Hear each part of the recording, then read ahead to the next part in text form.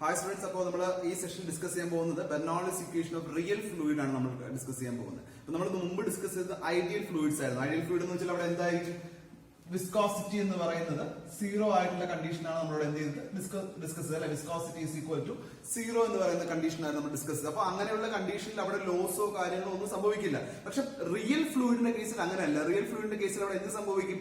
ഒരു പോയിന്റിൽ നിന്ന്, ഇപ്പൊ ഇതൊരു പോയിന്റ് ആണ്, ഫസ്റ്റ് പോയിന്റ് സെക്കൻഡ് പോയിന്റ്, ഈ ഒരു പോയിന്റിൽ നിന്ന് വാട്ടർ ഫ്ലോ ചെയ്യുമ്പോൾ ഇവിടുന്ന് ഇങ്ങോട്ടേക്ക് പോകുമ്പോൾ അവിടെ വിസ്കോസിറ്റി ഉണ്ടാവും. റിയൽ ഫ്ലൂയിഡിന്റെ കേസിൽ അവിടെ വിസ്കോസിറ്റി ഉണ്ടാവും. അതുപോലെ തന്നെ അവിടെ എന്ത് സംഭവിക്കും?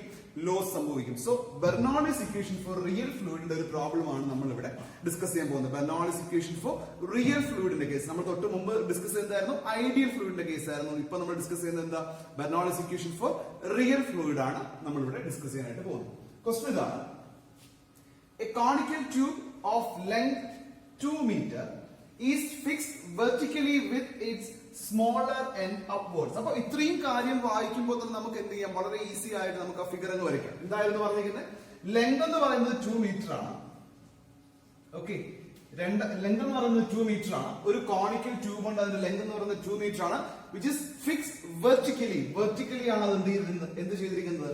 ഫിക്സ് ചെയ്തിരിക്കുന്നത്. അല്ല, സ്മോളർ എൻഡ് എന്ന് പറയുന്നത് എന്തായിരിക്കും? മുകളിലായിരിക്കും വരിക. ലാർജർ എൻഡ് എന്ന് പറയുന്നത് ബോട്ടത്തിലായിരിക്കും.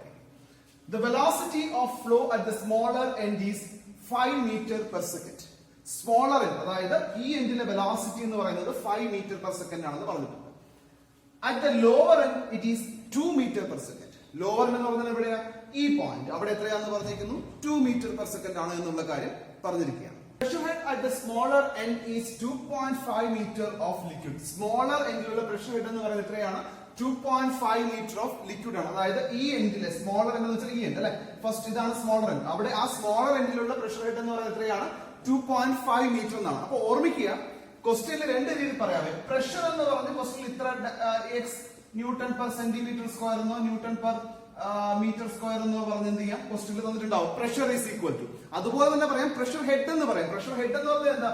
P by rho g എന്ന് പറയുന്നതാണ് അവിടെയുള്ള പ്രഷർ ഹെഡ് എന്ന് പറയുന്നത്. ഓർമ്മിക്കുക, P by rho g എന്ന് പറയുന്നതാണ് അവിടുത്തെ പ്രഷർ ഹെഡ് എന്ന് പറയുന്നത്. അപ്പൊ ഇവിടെ ക്വസ്റ്റ്യനിൽ പറഞ്ഞിരിക്കുന്നത് എന്താ? ഫസ്റ്റ് പോയിന്റ് പ്രഷർ ഹെഡ് ആണ് പറഞ്ഞിരിക്കുന്നത്. അപ്പൊ മിക്കവാറും P1 by rho g ആയിരിക്കും പറഞ്ഞിട്ടുണ്ടാവുക. The loss of head in the tube is 0.35 into V1 minus V2 the whole square divided by 2g എന്ന് പറഞ്ഞിരിക്കുന്നു. ഹെഡ് ലോസ് പറഞ്ഞിട്ടുണ്ട്. Where V1 is the velocity at the smaller end. Smaller end ഏതാ? ഇതാണ് smaller end. ഈ smaller endലെ velocity ആണ് V1 എന്ന് പറഞ്ഞിട്ടുണ്ട്. And V2 at the lower end respectively. Lower endലുള്ള velocity ആണ് എത്രയെന്ന് പറഞ്ഞിരിക്കുന്നത്? V2 എന്ന് പറഞ്ഞിരിക്കുന്നത്. Determine the pressure head at the lower end. അപ്പൊ നമുക്ക് കണ്ടുപിടിക്കേണ്ടത് lower end, അതായത് സെക്ഷൻ 2 പ്രഷർ ഹെഡ് എത്രയാണ്? പ്രഷർ ഹെഡ് എന്ന് പറയുമ്പോൾ എന്താ കണ്ടുപിടിക്കേണ്ടത്?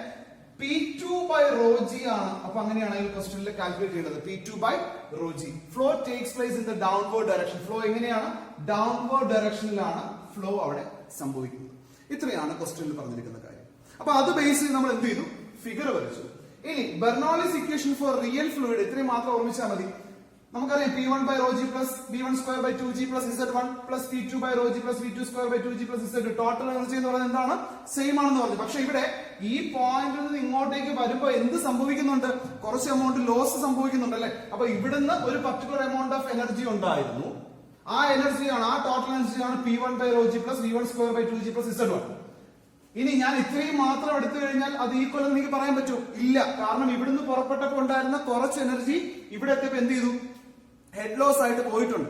അപ്പൊ അതെന്താ? അതും കൂടെ അതിന്റെ കൂടെ ആഡ് ചെയ്യാം. HL കൂടെ അതിന്റെ കൂടെ നമ്മൾ എന്ത് ചെയ്യുന്നു? ആഡ് ചെയ്യുന്നു. So P2 by rho g plus V2 square by 2g plus Z2 plus HL എന്ന് വരുമ്പോഴേ ഇവിടുത്തെ ടോട്ടൽ എനർജി എനിക്ക് കിട്ടുള്ളൂ. ഇവിടുത്തെ ടോട്ടൽ എനർജി എന്താ? P1 by rho g plus V1 square by 2g plus Z1 ആണ് അല്ലെ. അതാണ് ഇവിടുത്തെ ടോട്ടൽ എനർജി. പക്ഷെ അവിടുന്ന് താഴേക്ക് വരുമ്പോൾ അവിടെ എന്ത് സംഭവിച്ചു? റിയൽ ഫ്ലൂയിഡ് ആണ്, വിസ്കോസിറ്റി ഉണ്ട്. അതുകൊണ്ട് തന്നെ അവിടെ എന്ത് സംഭവിക്കും? ലോസ് സംഭവിക്കും. സോ ആ ലോസും കൂടെ ഞാൻ ഇവിടെ എന്ത് ചെയ്തു? കൺസിഡർ ചെയ്തു.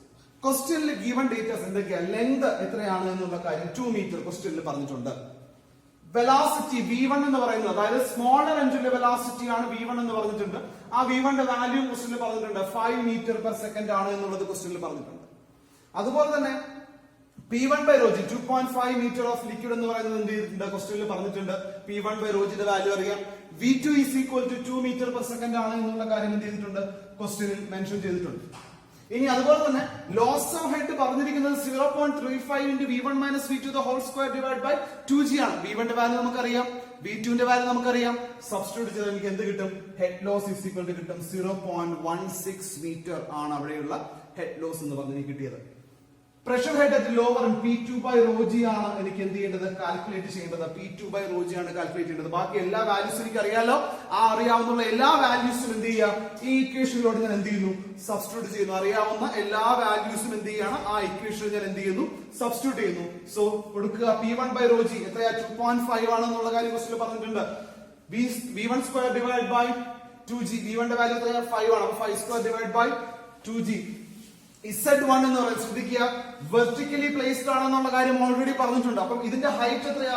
2 മീറ്റർ എന്ന് പറഞ്ഞിട്ടുണ്ടല്ലോ. അപ്പൊ Z1 ന്റെ വാല്യൂ എന്താ? ഈ പോയിന്റ്. അപ്പൊ ഡേറ്റം ലൈൻ ഇങ്ങനെ കൺസിഡർ ചെയ്യുക. അപ്പൊ ഡേറ്റം ലൈനിൽ നിന്ന് ഇതുവരെയുള്ള ഇതാണ് എന്റെ ഡേറ്റം ലൈൻ, ഇതാണ് ഞാൻ കൺസിഡർ ചെയ്യുന്ന ഡേറ്റം ലൈൻ. അപ്പൊ ഈ ഡേറ്റം ലൈനിൽ നിന്ന് തമ്മിലുള്ള ഡിസ്റ്റൻസ് എത്രയാ? 2 മീറ്റർ ആണെന്നുള്ള കാര്യം ക്വസ്റ്റ്യനിൽ പറഞ്ഞിട്ടുണ്ടല്ലോ. അപ്പൊ Z1 ന്റെ വാല്യൂ 2 ആണ്. അപ്പൊ Z2 ന്റെ വാല്യൂ എന്തായിരിക്കും?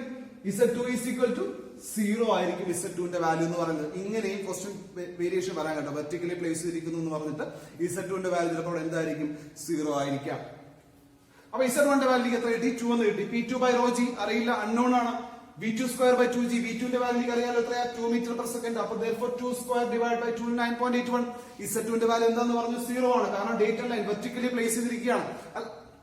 കറക്റ്റ് ഇങ്ങനെ പ്ലേസ് ചെയ്തിരിക്കുക. ഇതിന്റെ ലെങ്ത് പറഞ്ഞിട്ടുണ്ടെങ്കിൽ ഇത് മുതൽ ഇതുവരെയുള്ള ഹൈറ്റ് ആയിരിക്കും Z1 ന്റെ വാല്യൂ എന്ന് പറയുന്നത്. അപ്പൊ ഈ ഹൈറ്റ് ആയിരിക്കും Z2. അത് എത്രയാ? 0 ആണ്.